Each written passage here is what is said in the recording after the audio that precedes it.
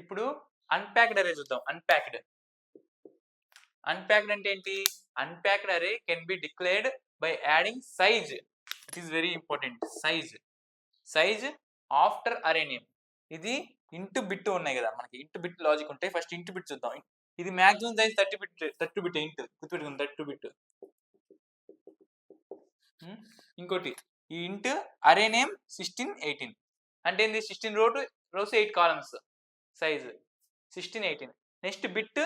ఇంకో ముఖ్యమైన విషయం, ఇది సైజ్, ఇది బిట్స్. ఇది మెయిన్ సైజ్ 4 అరే 4. అందుకని బిట్కి ఇంటికి డిఫరెన్స్ నేను రాశాను. డిఫరెన్స్ ఏంటని, ఇంట్ అనేది అరే size name after, bit size name after bit కూడా. కానీ ఇది ఎన్ని బిట్స్ అని, 8 బిట్టా 16 బిట్టా, అందుకని ఇది ఇంతవరకు బిట్ 8 బిట్స్ బిట్ అని. ఇది సైజ్ నేమ్ 4. నెక్స్ట్ ఇంకో ఎగ్జాంపుల్ చూస్తే ఇంట్ అరే 2:0 3:0 అంటే ఏంటి? Arrays 0 1 2 3 arrays. నెక్స్ట్ ఒక్కోటి 4 బిట్ 12 11 10 9. యాక్చువల్గా ఎలా వర్క్ అయ్యింది అంటే ఇటు నుంచి రన్ అయ్యింది ప్రోగ్రామ్లో మాత్రం ఎలా రన్ అయ్యింది ప్రోగ్రామ్ ఎలా అంటే ఇటు నుంచి 1 2 3 4 5 6 7 8. కానీ మీరు ఎందుకు ఇలా రాశారంటే ఇది థియరీ పార్ట్. మనం నెంబర్స్ కావాలంటే యాడ్ చేసుకోవచ్చు. ఇప్పుడు 0 వాల్యూ ఇది, 0 పక్కన 1 వాల్యూ ఇది, 1 పక్కన ఎన్ని పెట్టినా 1 వాల్యూ 1. కానీ ఇటు పక్క పెడితే ఏమవుతుంది? వాల్యూ పెరుగుతుంది. అందుకని ఈ విధంగా రిప్రజెంట్ చేశాడు వాడు.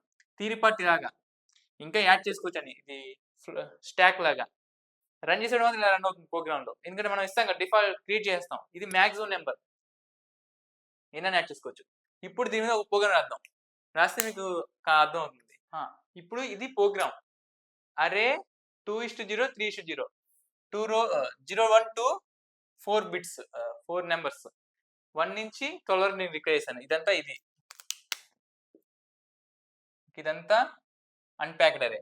దీన్ని ఎలా నేను డిస్ప్లే చేయాలని చూడండి ఒకసారి. ఏమవుతుంది? అరే ఆఫ్ 0 అరే ఆఫ్ ఐ వాల్యూ ఎంత? 2, స్టార్టింగ్ 2,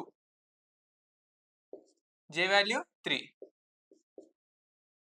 అరే ఆఫ్ 2 3 ఎంత? అరే ఆఫ్ 2 3 1 అరే ఆఫ్ 2 3 1 వస్తుంది. అరే ఆఫ్ 2 3 = 1. నెక్స్ట్ మళ్ళీ ఇటరేషన్ ఇక్కడికి వస్తుంది. అరే ఆఫ్ నెక్స్ట్ ఏంది? 2, ఇంకా ఇది కంప్లీట్ అవ్వాల.